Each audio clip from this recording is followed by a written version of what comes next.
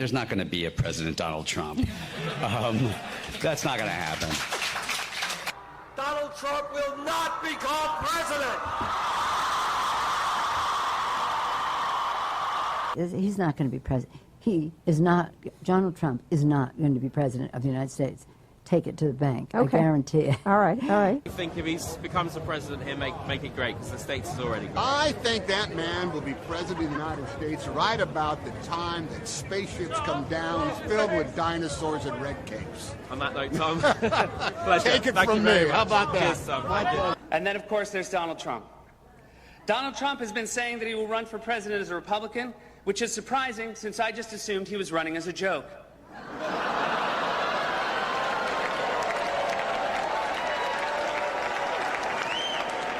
Donald Trump, just last week, he confirmed to the National Review that he is again considering a run in 2016. Do it.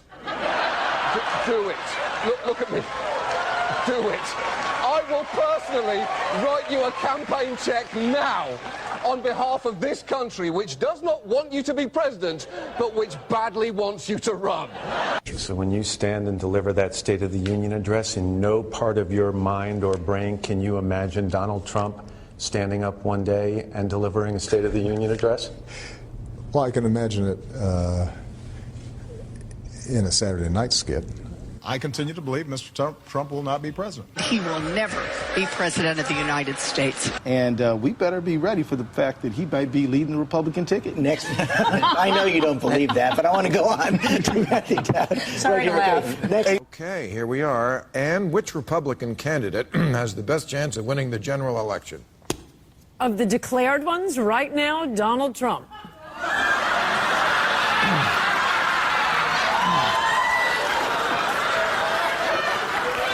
And so, hey, welcome to a special episode of Full Moon Podcast.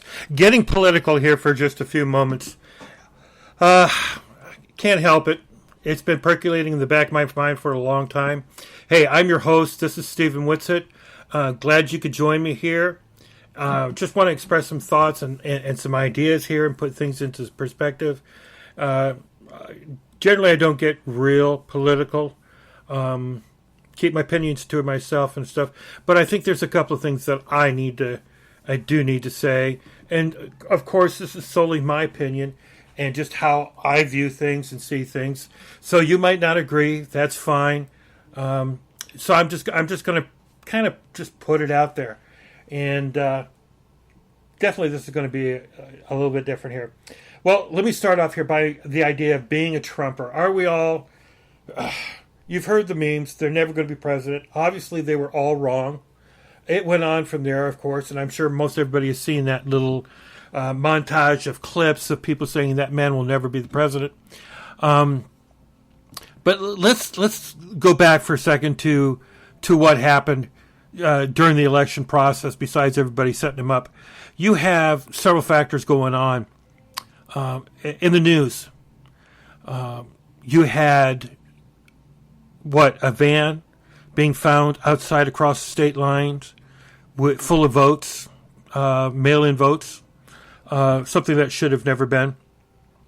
You have states installing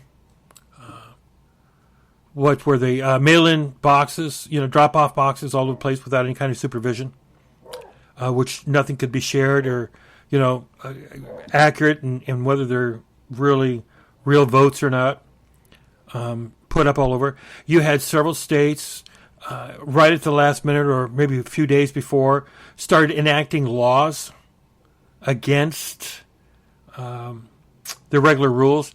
Instead of going through legislature and changing some of the election laws, they took it upon themselves to change things without legislation approval, which is a violation of problems. When Trump, in 2016, when it came time for him to certify, there were several states that objected and said he cheated. You have Stacey Abrams, who continues to say that there was election fraud in Georgia, that illegal votes were cast, and that's all been checked out. What else? On the day of voting, you had Republicans kicked out that were supposed to supervise. You have I believe it was Minnesota, Michigan. You had counting, everything just stopped. Absolutely, all the counting was supposed to be stopped. They sent everybody home. We got videos of that. And then people pulling boxes out from underneath there and running these things through. You got pictures of people running vote tallies, voters thing in through a machine 2 or 3 times. There's all kinds of things that we saw that just should not have been done. Whether it was for Trump or Biden, it doesn't matter. It was wrong, changing state election laws. So when it comes to January 6th and his election came through, everybody saw that, especially the spike. When you've got, clearly in the one state, Trump is completely ahead. You supposedly shut down the voting. And then all of a sudden, when you start back up again, now Biden, within a matter of moments, has now got triple the numbers. All of those things stink of voter fraud. And because but the main thing is because legislatures did not approve some of the changes in the voting and mail-in voting laws and stuff were violated in some of these states, all of these things, it was Mike Pence's job on that day to not certify those states because they violated their own laws. That was the bottom line. That was the whole point of what Trump was getting across, what he was arguing for with all the people that have him. We're not here to overturn the government. We're here to say there was cheating going on. These things were not supposed to happen. These things are not right. You can't change election laws 3 days before without legislature approval. You can't do those things. Those states, all their elections should have been rejected and not certified. And that's the whole point of what Trump was trying to get across. No, it shouldn't have been done. So why Trump? Why do people flock to Trump? I think the main thing is that he speaks his mind of what all of us should like to say. He makes the decisions that are in our best interest. You saw unemployment drop, gas prices, renegotiation of bills, and just all of the economy things that started to go up. And then what happens? He gets attacked. You've got the Russia collusion, the fake dossier that's created by Hillary Clinton and her company, and it's been proven now. You have them trying to impeach him on 2 different occasions, and both of them, they doctored the evidence that they presented to the other people. Nobody said a thing. Nobody, not even the Democrats themselves could stand up and say, that was wrong. Didn't do it. You got the Hunter Biden thing, laptop, laughed at and dismissed, and now, what, a year later, it's completely true. You've got, for instance, Biden. We know that he's a cheater. He's been lost several elections because he plagiarizes things. He cheated. He lies about things that didn't happen. Wow.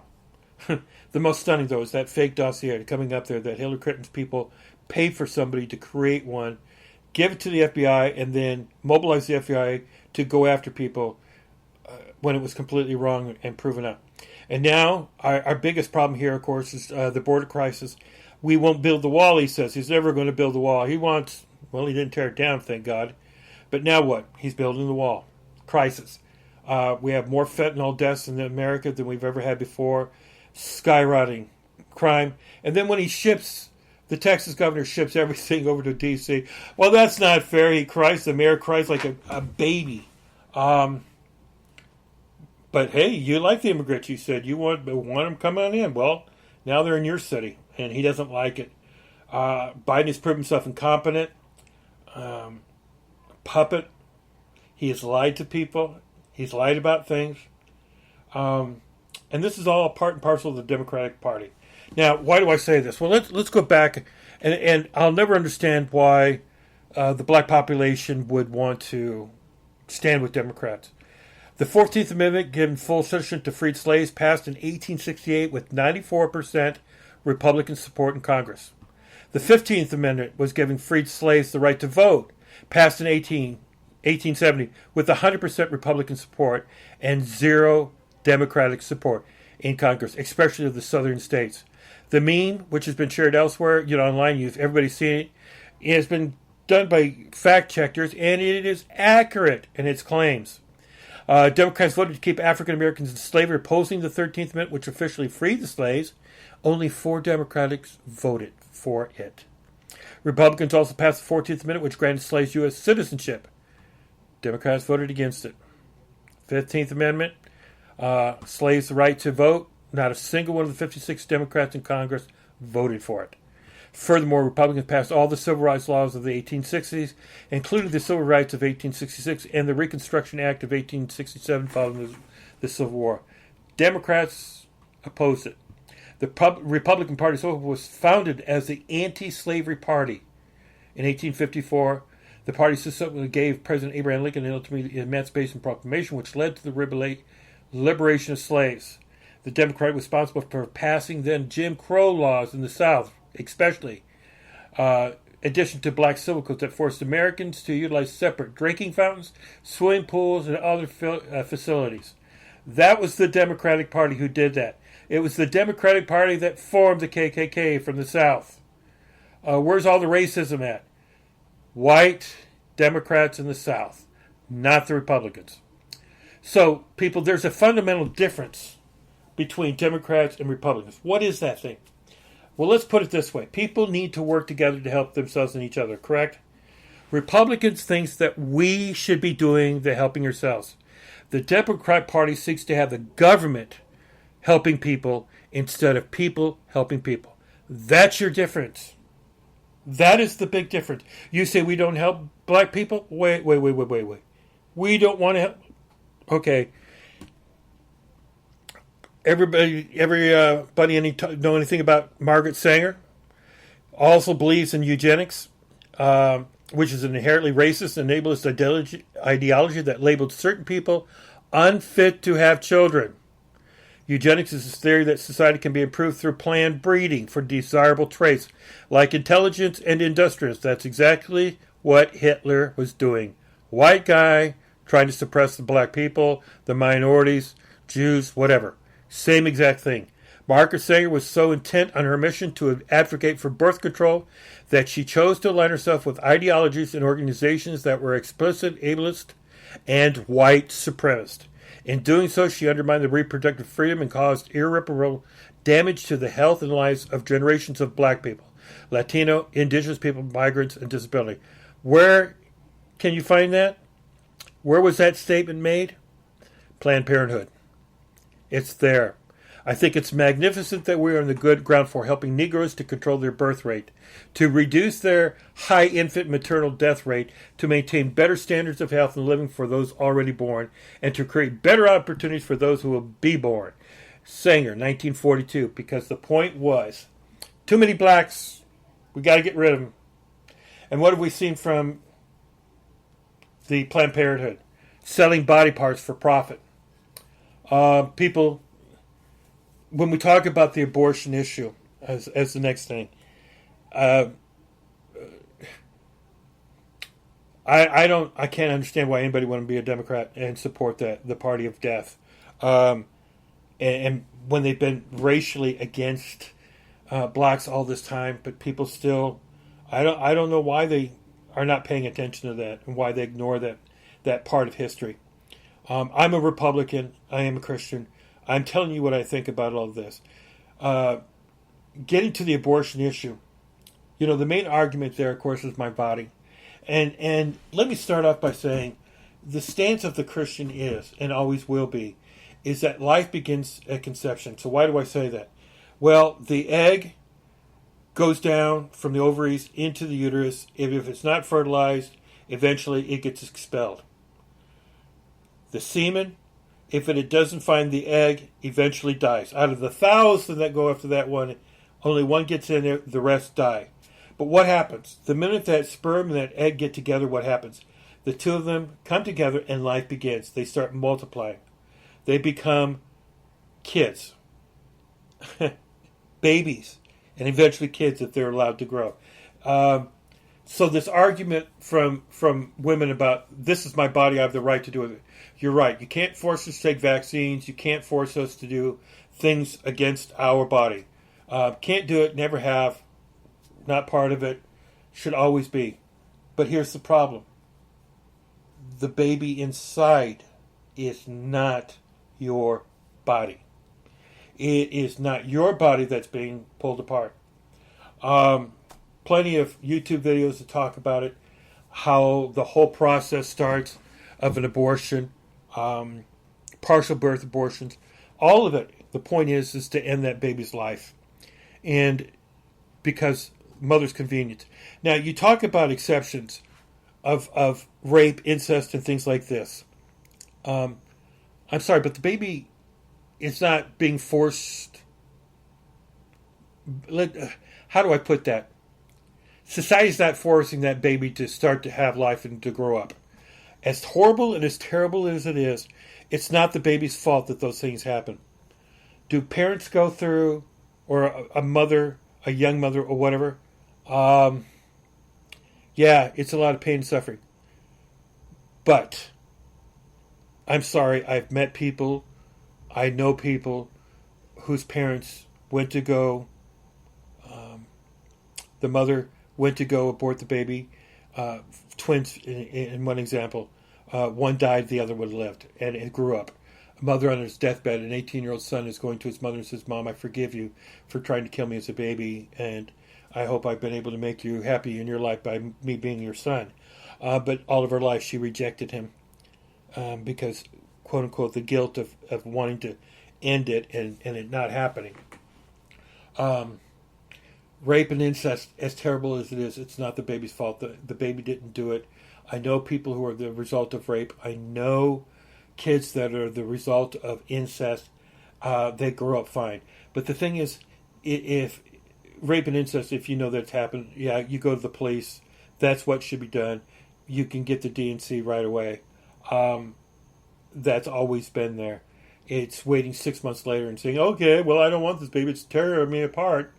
It needs to be done, especially in the rape. There should be a report that's done and things taken care of to prevent the birth even starting to happen.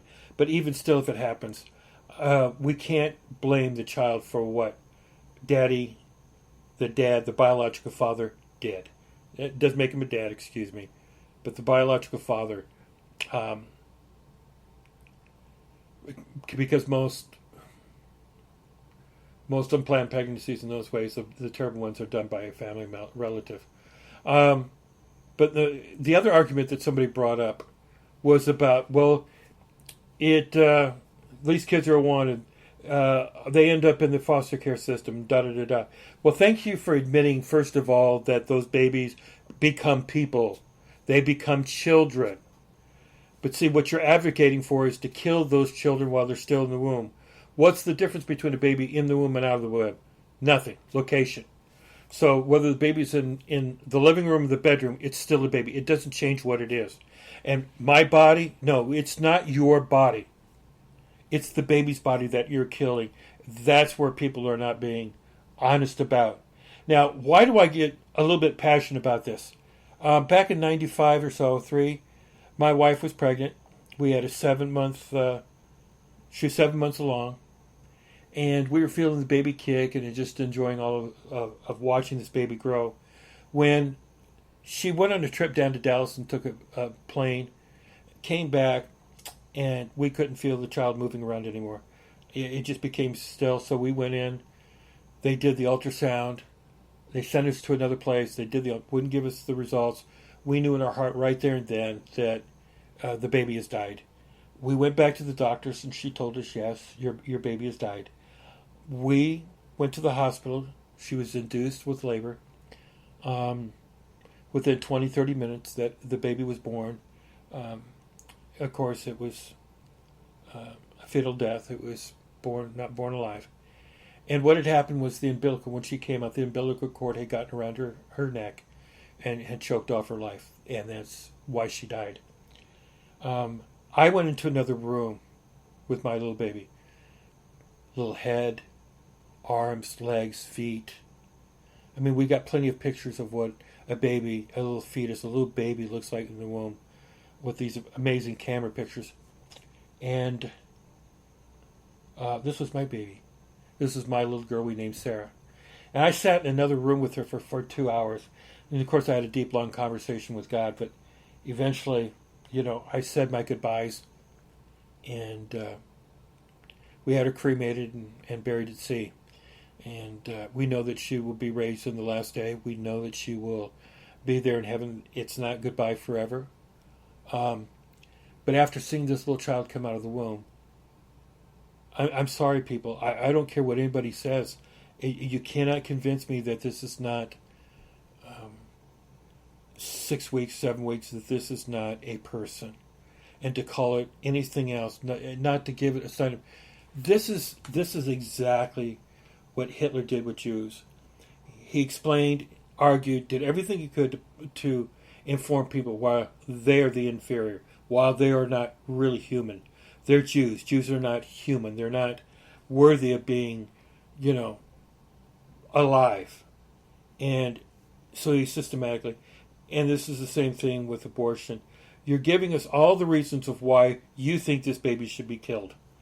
Well, he was product of incest, or he was product of rape. Oh, because, he'll never have a good life. Oh, there's too many black babies. Or whatever excuse that you want to gut up. 40 million people since 1973, since Roe v. Wade, have died. People have been killed and murdered. We celebrate now the day that this practice ended for all intents and purposes, being supported by the government. And so we're not negative women, not at all. We are pro-baby. We are pro-life of that baby. And that's really what it comes down to. Our hearts are for them. And Trump was one of those people that supported abortion, free... I'm getting a little tired, I guess. He was the one who supported pro-life and put those people into the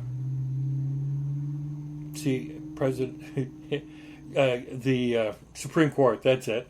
A little bit hard there. I must be tired. Supreme Court, and finally this, being able to overturn Wade, which wasn't really an overturning. People are getting all up in arms. It goes back to the states, so the states decide whether they want abortion laws or not. So the collective people can vote to have it. They can collectively vote not to have it. It's up to the things. It's not a protected right any more than the right to medical, and being food. And that's not a right. That is something that we do to help each other, and we've helped feed each other. We help take care of each other. Medical, we do it for free. Let me here's how it works. Let me explain this. Nobody has refused services if there's medical emergencies. All hospitals are going to help people. I've taken people, indigenous people, or homeless people in the streets of LA who have been beat up, who have had many injuries or sick. I've seen them go to the hospital taken care of for free. I've seen it plenty of times. A few months ago, I started to pass a kidney stone. I was not working. I had no job. Went to the hospital. They went through the R, say, you're passing kidney stone. You're going to be okay. Da-da-da-da. Little MRI to make sure there's no more in there and all of that. And, $6,000 later, they're sending me home and saying it's okay. I applied for, help from the hospital, saying, listen, I don't have a job. I don't have medical insurance. I got nothing. And they came back and they paid for the whole bill. It was completely wiped out. That's what hospitals do. They do help out a lot. My dad, when he had his heart attack, didn't have insurance. Mom worked as a nurse, so they had that. They paid on that bill for almost 25 years. They continued to make payments on that bill until it was all paid off. So it doesn't, there's always ways to work at it. And yeah, some people have to sell their houses in order to pay for medical bills. But it's not a right in the sense that society, somebody who works as a doctor, goes to school, spends thousands of dollars on an education to become a doctor. You don't have the right to tell him, you got to take care of me and fix me. That's my right. Well, no, you ask. And if he's willing to do it, then he does it. If not, you go to somebody else. That's the way it's not my right. I don't have to force any one person. in the same way that we should not force healthcare workers to perform abortions or to do things against their conscience. In that regard, to anything religious, if it's a religious exception about taking the vaccine, we have the right not to, and the government has said so. There's judges that are stopping the government from telling and kicking out Navy, Army people because they refuse to get the vaccine. And a lot of good the vaccine did. Hey, Trump, he's taken four vaccines to boosters, and he still got sick. Oh, it's a little bit less. Well, I'm sorry. A lot of us got sick and nothing ever happened and never had the shot. And our natural immunity are much better than that.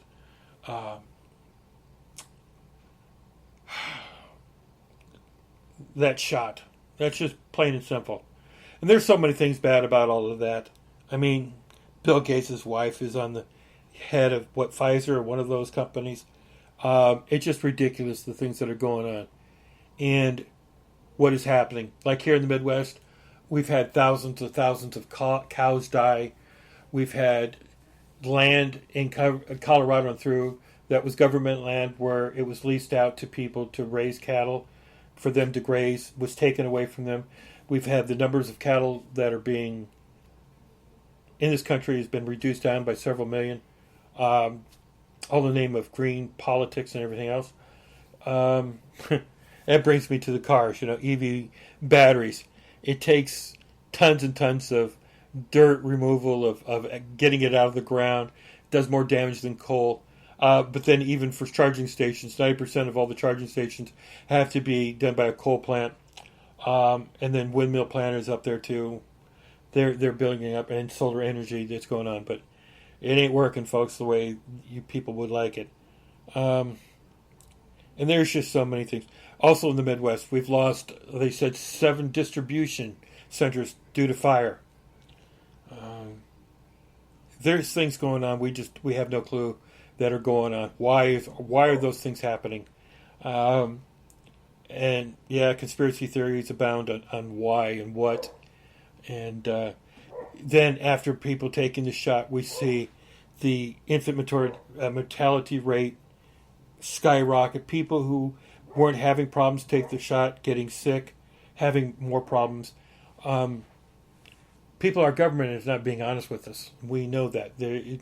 It's not right. And I know even within the Republican Party, there are plenty of people that, probably because they went to Epstein Island, and everybody knows it. Anybody who went to Epstein Island, covered the truth. Why do you think they didn't release the book of all the clients? Because there'd be 2 people. And something else, all that's going on. But should Trump run again? Would he win? I think there's a good chance that he would. Or DeSantis or Cruz and Jordan, all of them have been fighting against the Democrat agenda. And I'm sorry, this has been probably one of the worst presidencies we've ever seen as far as confidence, the inflation, the unemployment, taking credit for the growth in jobs.